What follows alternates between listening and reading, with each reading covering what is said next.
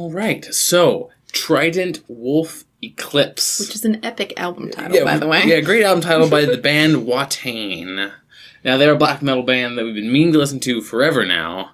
And it's just, this is the perfect time. I mean, the last album was 5 years ago, I think, Something 2013. like that, yeah.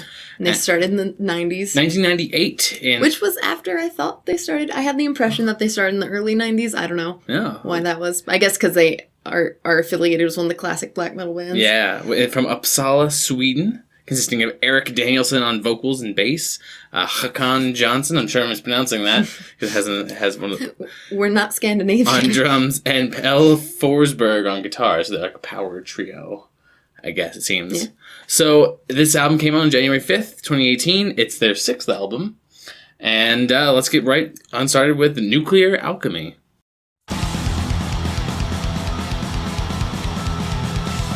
Nuclear Alchemy. How did it make you feel? Well, it's the shortest song on the album at 3 minutes and 10 seconds, and you definitely feel that it is the shortest song on this album. All these songs on this album are 4 minutes plus, except for this one. It's about 35-ish minutes if you listen to the 8 songs. Yeah, this is a short album. Well, it's got 2 bonus tracks. Two bonus tracks, yes. But this song in particular, it has Slayer beat for days. Not like a blast beat at first, but like just classic sort of thrashy. This album overall has a very sort of heavy metal, thrashy, hard rockin' sound. Yeah. Which is awesome, in my opinion. It's not what I expected from black metal. But and like I joked before we listened to this album, I'm like, Nuclear Alchemy, that sounds like a thrash metal band. Yeah, absolutely, because Nuclear Assault and all that jazz. Alchemy's not really a thrashy thing, but... It could be. So what I really like is this intro verse riff has this very thrashy thing to it, where my problem with that right off the bat is that, like, there's this, like...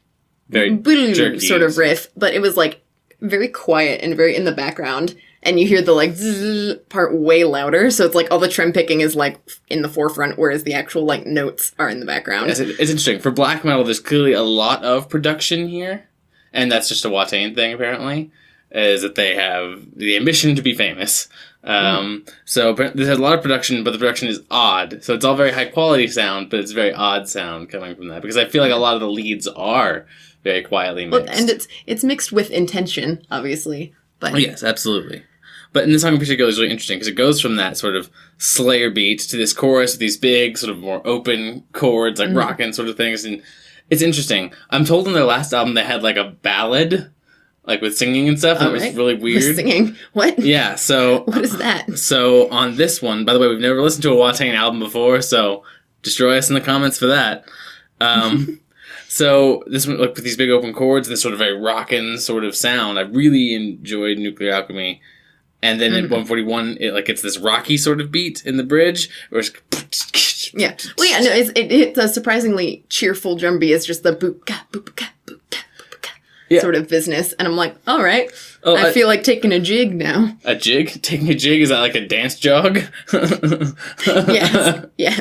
So this whole album has lots of interesting moments where it'll go from that sort of just traditional sort of blast beatsy thing into a more traditional heavy metal or rock almost sort of beat. Like this one did the reverse of that. It went from that kind of just rockish beat and then a pause and then blast beats again. Yeah. And I'm like, oh, that was nice. In this song, this is what surprised me. I know black metal isn't like removed from the realm of solos, because if you think of, Freezing Moon, the very famous, solo. We saw them live, which was crazy. Cool. But this song has a solo in it. It's this sort of... I wouldn't really even call it a solo because it's like 2 seconds long. Well, I mean, that's the thing, is throughout this, there's a lot of really interesting melodic guitar work throughout this album. And this song in particular has just one of those really short... And they appear several times, these sort of like... crazy sort of... They keep appearing in little blips. And I'm like, okay, I guess that's gone now. And I think it's because they have one guitarist, so live he can only do a short sort of lead before... I have to go back and support the rest of the song. Go back into the riffage. Yeah. Yes. But basically, those sweet leads don't lead him into a sacred damnation.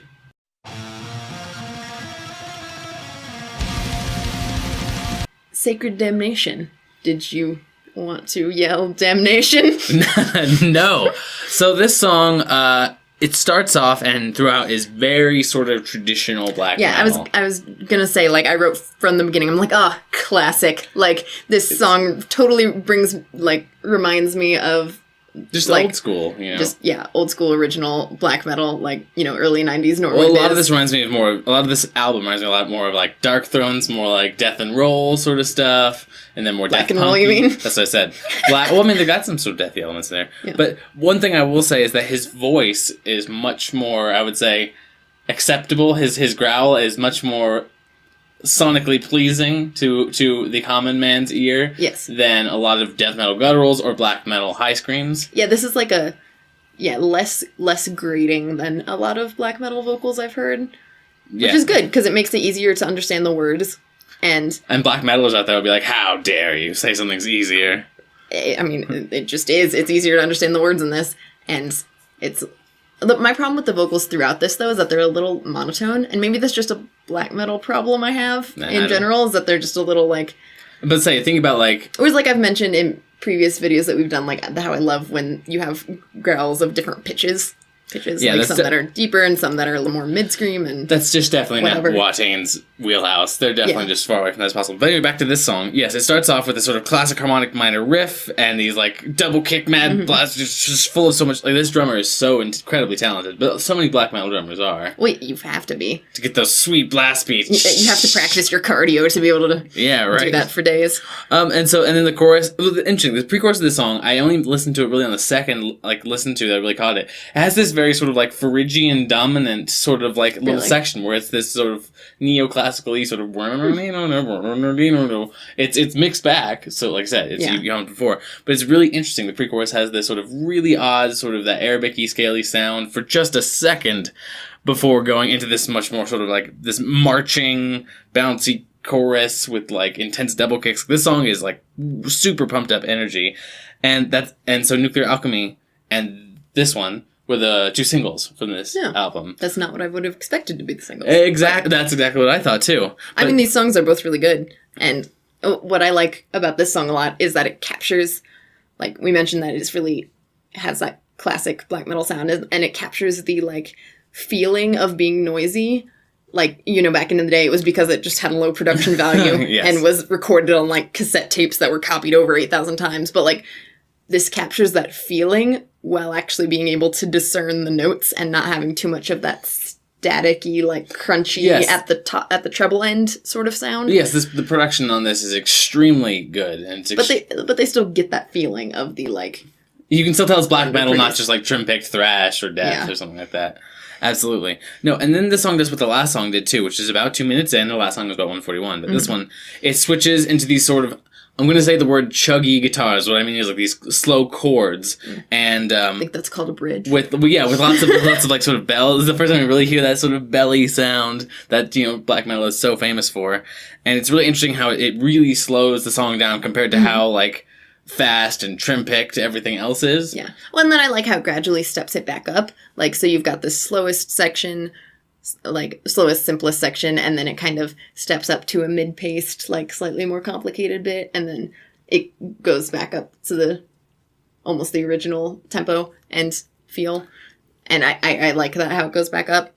It does kind of get a little not repetitive, but it kind of just goes on. At the end, I think the song could have been a little shorter. Yeah, well, that's what I would say about a lot of the songs on this album, is that they're almost all 4 minutes plus. And when you're doing something that's more traditionally black metal, I tend to get the point after about 3 minutes. You either have to have a 3-minute song or like an 8-minute song. Exactly. So, to avoid this going on too long, let's talk about Teufelsreich.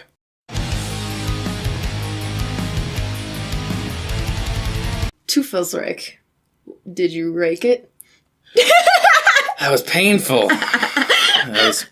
But okay, so this song was interesting. It had a very interesting flow to it. So it starts off with this sort of very melodic lead, and it gets into this idea that the song is going to be this sort of lilting, swaying. This riff that is happening at the beginning and that's going on underneath the verse, I super love it. It's one of those riffs that I say spins. Circular. It's I was going to say spinny riff. You talked about this when we talked about Scour, I think. Yeah, it's do do do do do, and the like where they put the accent in where in the circle of this riff that they put the accent makes it feel kind of off kilter and like it almost gives you that record skippy feeling, but like it's in time. Well, it's got that the whole thing is to be unnerving, right? And I love this. Is my favorite riff. Interesting. on the album. I can kind of somewhat agree with you when it goes into the chorus. Just because the chorus goes this sort of like, it gets this almost like, I would say, slow, piratical rhythm to its swing, where you want to just pump your fist and really... Like, this is definitely a song you could, like, get, like, not... I don't want to say dance, but, like, you could feel it with your body. Oh, yeah, if they played this live, I'm sure, like, the wave of that roll goes Like, through just the whole audience. Yeah. You can absolutely see it. No, the song definitely has a great feel. Absolutely, and it's funny because this song definitely has, I would say, some of the best guitar besides just the riff itself. The song has some of the best like lead guitar work on the entire album. Yeah, with throughout the song in multiple places, at least twice. I think we said. I picked out 3 times. Okay, where, 3 times. There were 2 places where I said there was a solo tease, which is just where there's just a very very short lead, very short, almost. In the second one, especially, is almost neoclassical, and it's sort of pivot sort of sound. And it's got, like, harmony on it and everything, which... That was the first one that was harmonized. Yeah. And that was cool. I'm, like, that's probably the only place on the album that I think a guitar harmony appears, because there's only one guitarist. Mm-hmm. Therefore, that can really only be done in the studio. Yeah, they actually definitely do a lot with guitar layering here, because they have to, because it's an album. But it's definitely, there's a lot done with this. And I really liked... Like I said, these multiple times they sort of, you said, teased it. See, that's what I didn't like about this song, was that, like... It felt like there was a build up to a solo, and then there was just like a less than 5-second like. But I think it was lead section, and then another point where it felt like it's building up to a solo, and then there was a sweet little like, and then it went into like blast beats again. I'm like, wanted a solo there. Yeah, well, I mean, eventually the song does get to the solo, but before that, I think it's really interesting because these leads are much more forwardly mixed than I would say other leads on the album were. That's why they were so disappointing. I think you're being harshly overcritical. But the solo, it's got the slow sections and the fast sections. It's got gong in it, I would swear, because it's really loud, or at least really sort of loud, wide, round crash and splash cymbal sounds.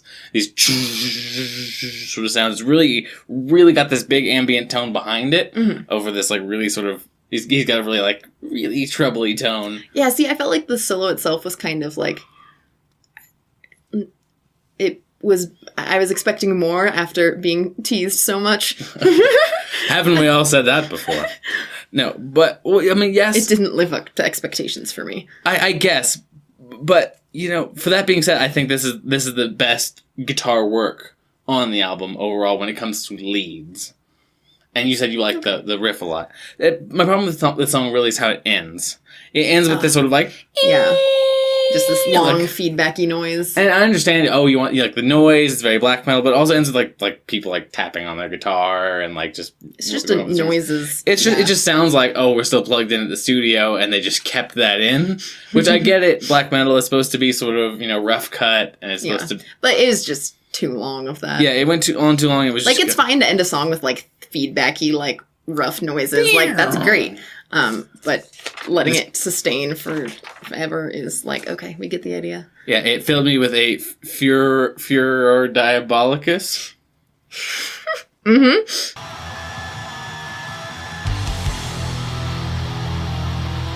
Furor diabolicus. How'd you think about it? So Furor Diabolicus, I quite liked this song. This song had some excellent, it has such a pumped up quality. So it has this sort of it has this very sort of this riff that it has is I wrote it's almost punk in its energy. It's got the sort of 4-chord up and back down, sort of like rockin', traditional, sort of heavy metal sort of riff to it, which was very un-black metal, and it has this, I would call it a slow blast beat, because it's just like... Yeah, I was half expecting the sort of beat to come That does appear on the album, but just not right here. Yeah. And it's just a really sort of rocking, heavy metal sort of sound at first. It's really interesting how it's not very black metal. I don't know if it's not very Watain, because, I haven't listened to very much of it, but it's just super... It's for being metal still, it's very accessible for a person who wouldn't be into black metal. Yeah. And it's just super rocking. But then the chorus goes, or at least the pre-chorus, definitely goes... Total change. Yeah, definitely gets let's get the blast beats going, let's get that hardcore... Oh yeah, we remembered we're a black metal band.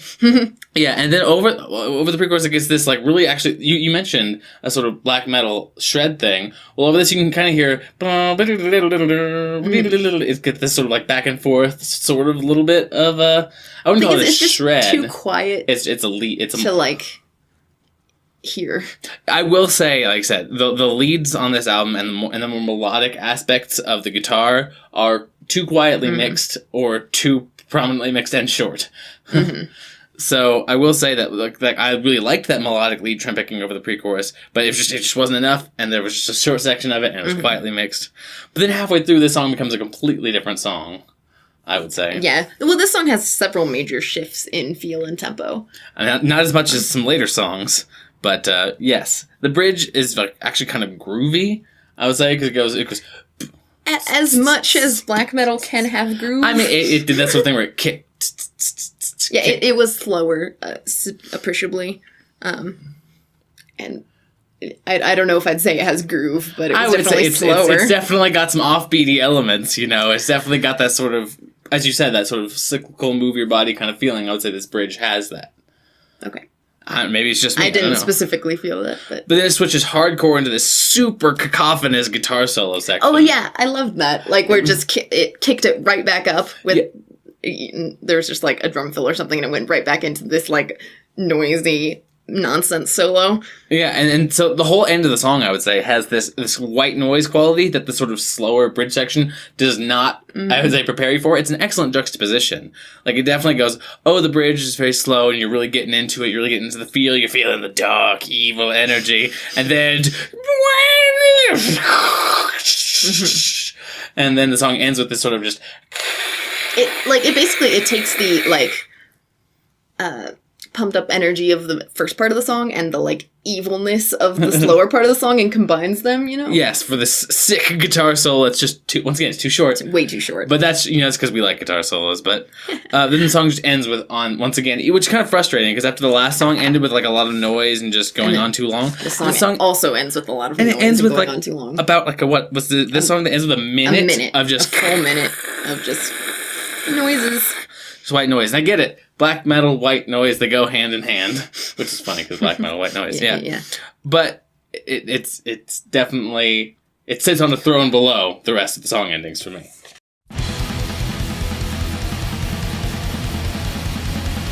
A throne below. Did it sit below on your list? Yes? No? I don't know. Anyway, my point is, so this song also starts off very traditional black metal. Yeah. And it was almost to the... I would say it starts off traditional black metal to the point of just being generic to me. That's exactly what I was going to say. It's so traditional, just trim, pick, blast beat. That it's like it's when you sit down to write like a black metal album, imagine you walk into the room and say, all right, do you have the blast beats ready? Do you have the trim picking ready? All right, now let's write the interesting bits. Like it's almost like that's the baseline. And the problem is this song, at least for a lot of it, doesn't get away from the baseline. Yeah, like it's just the riff that they have chosen is just some sort of harmonic minor, whatever. Like, it's not a particularly interesting riff because it's just trim-picked harmonic minor with blast beats. Okay, got it. That being said, it works, and it's interesting because they add some interesting things to this song. Like you were mentioning a minute ago what your favorite part of the song was. My favorite part of the song is that the vocals say the line, reap what you have sown, and then there's a sweet, like, chord bend in the guitar, and I'm like, that is the only bend I've heard on this whole album so far. I like it. I like it. I don't think of bends as really being a sort of black metal thing. They're very much on the beat. That's why it's so notable, because it's like, finish this dramatic line and then just, and it's like, okay. Yes, it's interesting, because the chorus gets this sort of haunting trim pick lead over it, and it's this double kick. It's very much, sort of fill every 30-second note needs a trim pick thing, and needs double kick. It just needs sound. Like, basically the only two things that I found notable about this song were that one bend and this recurring lead that's kind of like uplifting feeling that like it seeps out of harmonic minor for a second and just goes to plain old regular minor. Whoa. Sometimes black metal can back away. But then it feels like that makes it, because it's not so like evil, it feels like, yeah, it's a breath of fresh air. It's like looking at a flower. Well, there is this short section halfway through where it's got this sort of slower, heavier riff with this harmonic minor lead thing. It's true, it has this breakdown. And it lasts for about 10 seconds. Yeah, it just didn't last long enough. Once again, for a song that's about 4 minutes long, having just one section that's different of that 10 seconds, it's kind of not a breath of fresh air. But then the last, like I would say, third of the song is, I'm going to say, instrumental or whatever, but it's this long sort of melodic trim-picked lead that has this very sort of haunting, ghostly, even though it's over like double kicks and blast beats, it's the lead is so slow very and slow and developing melodic, its chord progression that it's very sort of haunting, I guess you could say. You can see the whole audience like moving to it, but it's not complex. It's just black metal straight. That's the thing. To me, it was kind of boring. Like in the last like whole third of this song in the instrumental section, I'm just like, okay, I get it. Speaking of things that aren't boring, though, the next song, Ultra Pandemoniac.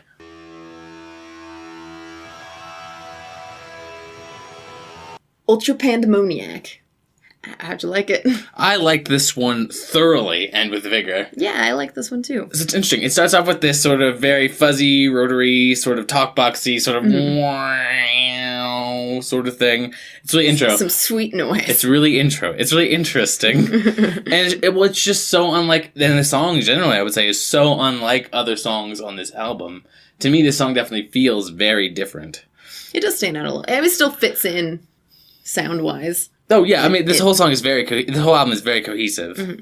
But it starts off with that sort of very fuzzy, sort of interesting sound, talkboxy sound, and then it goes into this really heavy sort of... Yeah, I thought it's the heaviest intro on the album. I would say it's one of the heaviest moments on the whole album. Is that, like, you know, like, in black metal as a whole, like, generally you're not going to that genre for heaviness. You know, there's not a lot of bass, there's not a lot of chugs or anything. But, like, this feels... This brought the speed, it brought the riffs, it brought the heaviness, and the thing is, it's just the intro. Like, that sound doesn't really reappear in the song. Yeah. This whole song is, like, nice and heavy, generally, but that's actually just, like, I would say that's the condensed heaviness of the album just right there. Yeah. The bassist showed up for a minute. Well, I mean, he has to sing, so you can't, it's whatever. That's true. It's hard to play loudly when you have to sing. Yeah. So, but what's really interesting to me is when the verse starts. It's this really sort of, like... A heavy metal, like classic sort of heavy metal, speed it's metal. It's definitely more rock-ish. And my favorite thing about this verse was the drums. There's just such it's hard for me to emulate it right now, but it's such an interesting beat that's happening. It's like half of it is on the offbeat and then half of it is not. It's just really interesting. Yeah, and like that like this beat right here is like way more interesting to me than all the blast beats in the world. Like, yeah, it's really interesting because I said it had this very sort of Motorheady plus like Dark Throne sort of sound, and it's just so rocking and it's so driving and it's so it's so driven throughout the whole song. It's got so much energy that just trim picking over blast beats and double kicks doesn't have.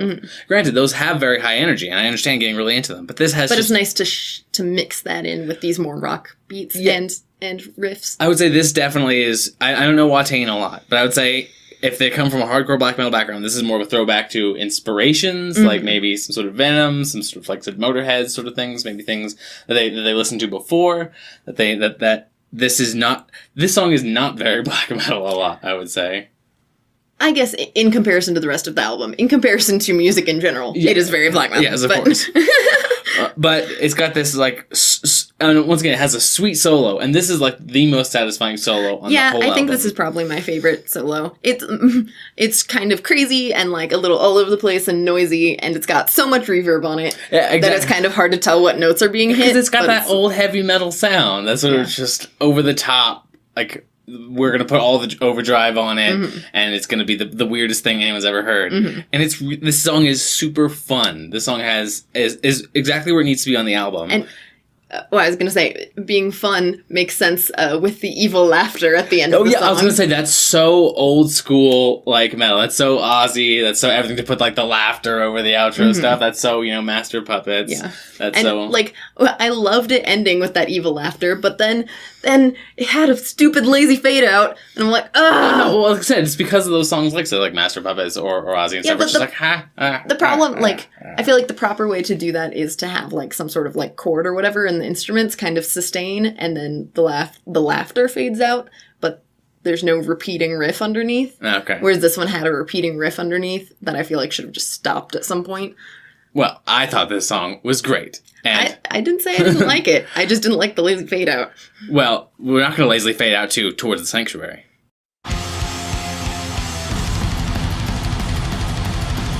Towards the Sanctuary. Was this song Sanctuary for you? It wasn't, which isn't to say it was bad.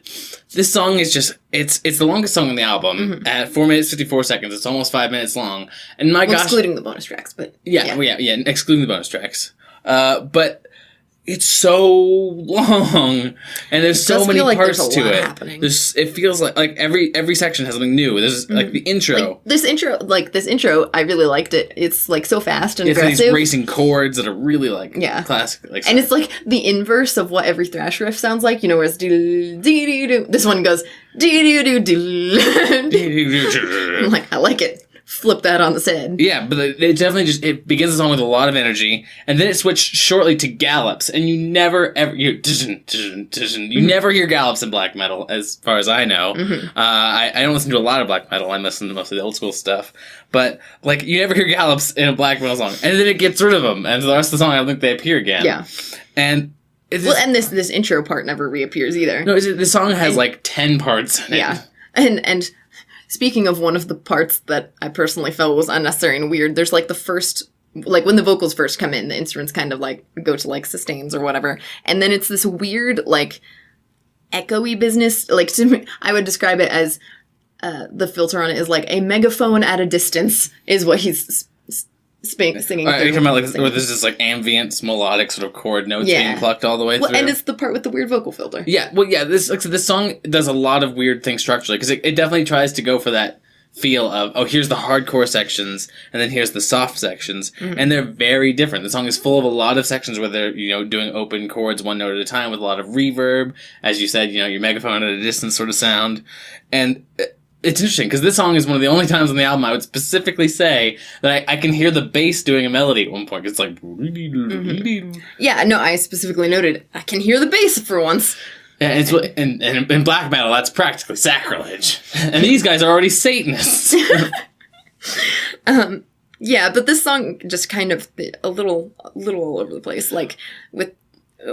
I don't know. I specifically noted, like, with a minute left in the song, it just, like, suddenly changed feel and tempo completely. And it kind of felt like there is a refrain, but it goes so long between each repeat of the refrain that you're like, oh yeah, there was a chorus in this song. Yeah, I was about to say, forgot about that. For like a 4 minute, 54 second song, the song feels like it goes to the chorus twice and the rest of it is just spent wandering other through. Stuff. Yeah. Not that they're bad. Like, all these riffs are really good and it's really interesting, and taking these opportunities to go slow is really is relaxing. It's like the song has no verses, it's just bridge, chorus, bridge, chorus, bridge. But, like, not having a traditional song structure is very traditionally black metal. Yeah, of course. So it's not a bad thing at all. You don't have to have a traditional song structure. You're free to do whatever you want. Which is kind of interesting, because I would say that the opposite is kind of true of the Fire of Power.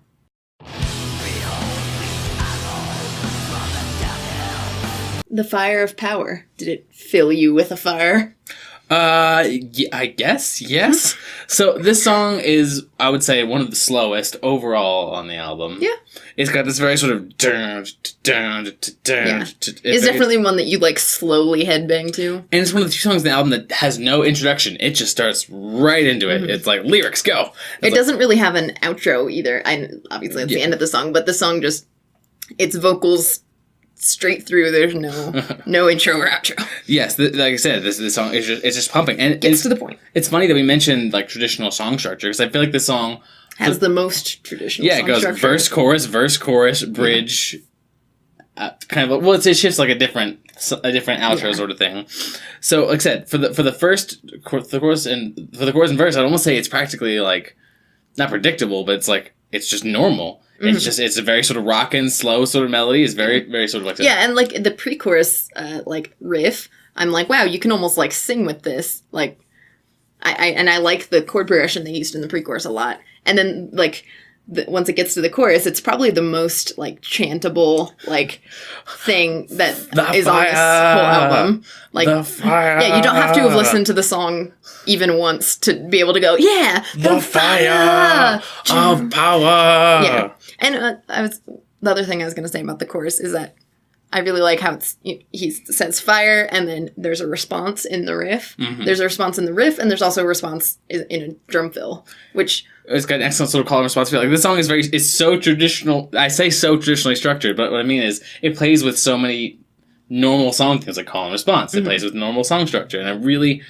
it's interesting to see a black metal band that will play with normal musical setup. Yeah, that won't just go, oh, that's normal, I'm going to abandon it all completely. You can't do that. Yep. Like, no, and I was just thinking about the drums still. Yeah. And one thing that I was going to point out earlier that comes back in this song is the drummer in this band really loves his just do-do-do-do-do-do, like, just straight down the toms fills. Like, every fill is just like they're different versions of just going down the toms. Hey, you know, which I don't have a problem with. It's very like classic. It's very rock, very like 80s kind of like just heavy metal. Go straight down the toms. All right, but the fact that is a good film. It's so satisfying and works so well. And what I was so surprised about with Watain was how much it. You know, it's just, their songs are just satisfying. They slot right into a kind of music you didn't know you wanted. Yeah. But let's not get there yet. Let's still talk about this song. At about 2 minutes, it completely stops the first part of the song and gets this sort of like temporary sort of this interlude that's just like a awesome riff. Yeah, it's just this awesome sort of is this awesome chord riff. And you're like, this is really cool. And then it becomes this sort of double kicky belly thing for about 1 minute. And then the third minute, for, you know, we're talking about how standard the structure is, the third minute becomes this very sort of slow and this sort of haunting sort of guitar sound. Yeah, and it's got this like little is this the part where you've got that little clean like arpeggio bit? Yeah, 100% sort of open chord notes going back and forth. It's really interesting how it changes from that verse chorus to this. Yeah, and I think that's nice though, because then it you know, before the song was like chanty and like almost upliftingly feeling, and then this part leads to a more like emotional feeling, like little lead bit. Yeah, absolutely. But now that we've sort of talked about the feel, let's talk about the feel of the whole album. So, Trident Wolf Eclipse. I have no idea why it's called that. Yeah, I don't know why it's called that personally, but it's a great album. Like, this is really good. I was surprised, honestly. And when we first listened to it, you could tell I was not into it at first. I was like, it's just, you know, black metal-y, rocky biz, it's derivative. Well, but you generally aren't as big on black metal, at least as I am. I don't know. But it's selling it to me. It really is. You know, for their sixth album, they've definitely, like I said, I heard their last album was kind of weird, but they've definitely sharpened their sound for this one. I think this album is really good. It seems. Yeah, no, it's obvious that everyone in this band is incredibly skilled. Like, it's nice to hear such enunciation in their singer. It's great to hear such interesting drums and skillful drums at that. Such different. And it's nice to hear that there's a bass. Yeah, woo, bass. and the guitarist, like, these crazy weird solos are really fun, and the leads are really interesting. They just could be longer. Yeah, that's all I want. Well, that's the thing is, then the leads throughout the album are really interesting, and some of them are quite complex, and it's really good to hear them. I just wish they were mixed louder. Yeah, and as far as the mixing goes, you can tell it's very like polished, but doesn't forget the roots of black metal. Yes. in the you know, underground crappily recorded basement stuff, whatever. It like takes that and makes it sound professional, which some black metalers would say is completely inappropriate. Yeah, this is like one of the most approachable black metal albums I've listened to. This is the most approachable black metal album I've ever heard personally. Just closely followed by like Arctic Thunder, I think, was pretty approachable. Arctic Thunder was pretty approachable. I don't know if like that's black and roll. Yeah. So that being said, my top 3 favorites on this album. Number 1 was undoubtedly Ultra, Pandemoniac. I thought that was a fun with that sort of like hard rockin' beat, that sort of classic heavy metal, speed metal sort of thing going on. It was just so fun and interesting that I had to love it. My second favorite was The Firepower, because with that sort of traditional structure, but with black metal laid over it as, you know, flesh on a skeleton, it spoke to me. It was really good, and I could easily rock out to it. And I really enjoyed the differences in speed. I really enjoyed the sort of juxtaposition of the soft sections with the hard sections. And my third mosted favorited disc is Furor Diabolicus, because it just has that sort of like punky sort of rock riff. It's got these sort of slower blast beats that are really interesting. This melodic sort of trim picking. It's just really good, and it has that sweet sort of cacophonous guitar solo, and it all ends with that sort of like big white noisy sound that's so black metal. I really liked it. All right, let's see. My favorites, starting with my third favorite, was Sacred Damnation. Was my third favorite. Just because I really liked just how classic black metal it sounds. Like, I will go listen to the Unholy Trinity over and over and over again. Like, I like that sound a lot. No, and so, definitely, you know, just tried and true, hits a good spot. And then my second favorite was Nuclear Alchemy. Interesting. Well, you got the two singles, you know? Yeah, it was short and to the point. You know, it starts and ends with the bleh. And it's just black metal. and it's just, it gets to the point, and I like it. And my first favorite was The Fire of Power, of course. Yep, because it's just so rocking. Like, if it were up to me, I would have made that the single of the album, because it's so, like, the audience can chant along with the chorus really easily, and it has an expected... It's the radio hit. It is the radio. If I were having a radio station, I'd play this song. Black metal radio. And then I would not have a radio station very long. Yeah. So for my third worst was A Throne Below. As we both said, it was really generically black metal. There really wasn't much to it. And, I mean, there was a lot to it, but it just wasn't interesting as much as as the rest of the songs in the album. My second worst, funnily enough, I said was Sacred. Because I thought it also was super... Because you said you loved how classic black metal was. But for me, the classic-y black metal stuff, it's just... We've been there forever. It's been done. Let's move on from that. Which you can tell by all the ones I thought were the best. And my least favorite was Towards the Sanctuary. Only because for a 5-minute song, and I know its structure is really odd, it's really strange, but there was so many ideas stuffed into it. And some of them I really liked so much individually that I wish that they had developed those over the course of a song instead of having 5 minutes of 10 ideas. And for me, that's why Towards the Sanctuary is just, it's too all over the place and changes too much for me to really appreciate it. Every band's gotta have their leftover ideas song, you know? Where it's just like, oh, we have these 6 riffs that we haven't put in anything. Let's just... Yeah. Which leads me to say that was also my least favorite song. All right. Cool. And my second least favorite was A Throne Below. All right. Also. Boom. And I didn't really have a third least favorite because it was hard to choose. This is a pretty short album. And short it's really and good. So that being said, would you recommend this album to others? Yes. I'd recommend it, if you're making your first foray into black metal, I might recommend this as a first black metal album. This is definitely a dipping your toes in album, I feel like. Because it's not going hard on the, it's not even that I'm dying, destroying my vocals, Burzum or something, Alright, then would you listen to the rest of Watain instead of having listened to this? Oh, definitely. I've been meaning to forever, and now that I've listened to this, I'm now I have to go get their albums, because there's no way I can't listen to the rest after hearing this album. That's the thing, I talked about earlier, this is something that I because I listen to a lot of traditional black metal. I listen to, Dark Throne and Varg and Mayhem and all that jazz. Burzum, sorry, Varg is his name.